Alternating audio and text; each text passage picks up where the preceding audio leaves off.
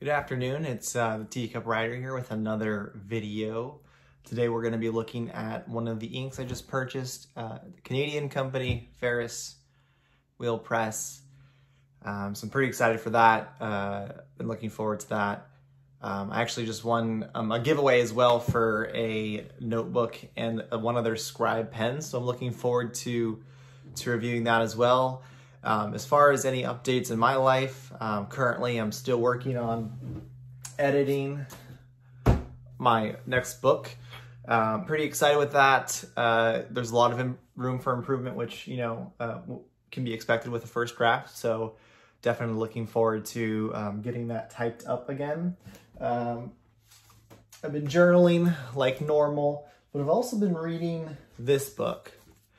I know it's kind of funny, but it's more of a rom-com, like what you would expect from like a holiday movie. So like The Holiday or Bridget Jones' Diary. It's really good. I highly recommend it. I think Reese Witherspoon recommends it too. So I've been tearing through that while I've been editing the book, and yeah. So I guess this chatter may not be what you're looking for. So let's get into the unboxing, or the review, I should say, and see how good this ink is. I've been looking forward to it, so I'm pretty excited. So yeah.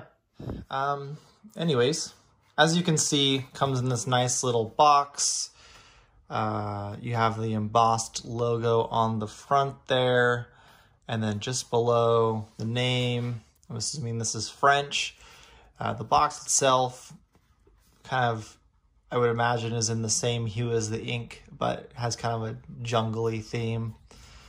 Has a little quote on the back, fall in love with writing again. I like that. It's 85 milliliters of ink. And it's for fountain pens and dip pens. This ink is water-based. So we'll see that. So let's see what you get when you open it. So when you open it, it kind of opens in this like hexagonal pattern. Comes with this little flap. Looks like it has some writing. I don't know if you can see it, but the whimsical sights, sounds, and nostalgia of the carnival dance with the rat-a-tat of a traditional print shop. It's kind of cool. It's embossed as well with gold. And then the ink itself comes in a little kind of like velvet drawstring bag. So I guess that's kind of cool. I've never gotten an ink like that. But yeah, fits perfectly. The ball of ink looks like it kind of has it is brass, a brass washer, or a brass nut, I should say. But yeah, it's pretty simple, straightforward. I don't know if you can tell through the camera. There's kind of like a gold shimmer to the ink. It's kind of something I've never dealt with. But yeah, that's pretty much what you get when you order the ink with them. I believe it was 30 something US, but anyways, I'm going to put it into a fountain pen and see what it does. So here we're using one of my Waterman fountain pens. I think it's an extra fine nib. And one thing I noticed when filling up with this ink is you do want to shake it a little bit. You can see I may have shaken it too hard, but a lot of the gold flakes kind of settle to the bottom of the ink. But yeah, that's the one thing I noticed while I was writing. Okay, so as far as for reference for paper, I think this is just a cheap notebook. I believe it's Piccadilly.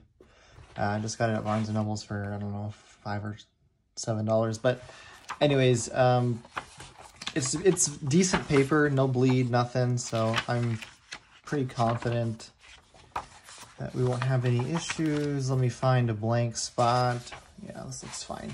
So as I said, put it in my Waterman extra fine fountain pen. So we'll see.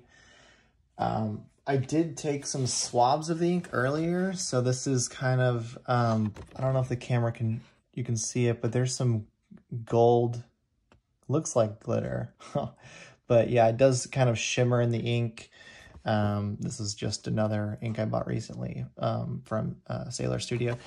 But yeah, so anyways, let's just do a writing sample. Why not? So, and again, I apologize for the less than great penmanship, but let's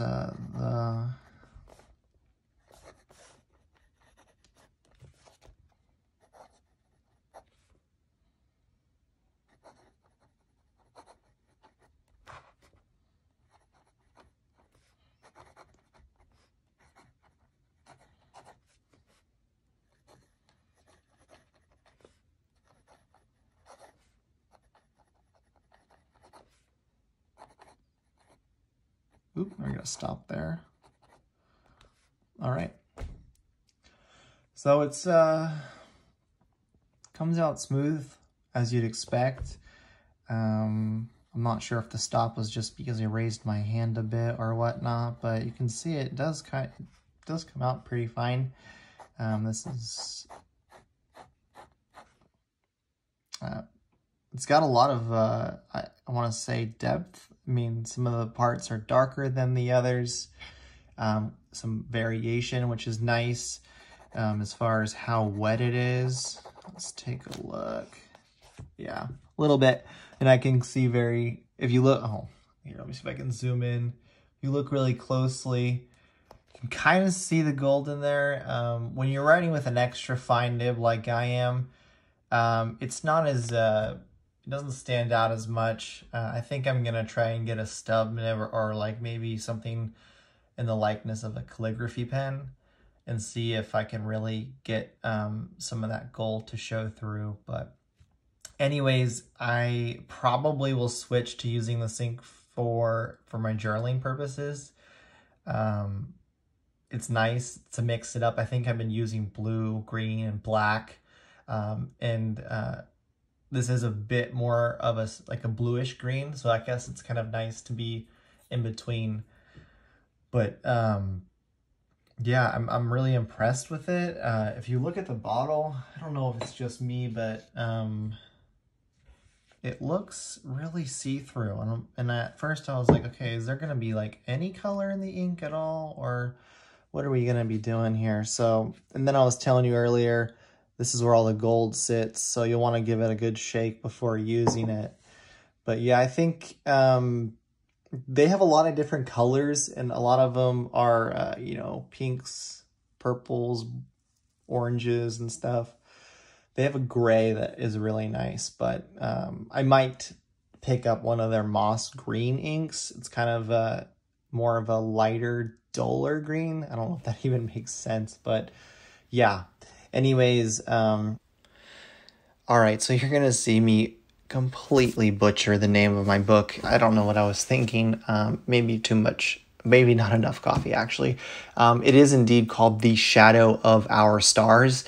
There will be a link in the bio if you're interested in looking at it.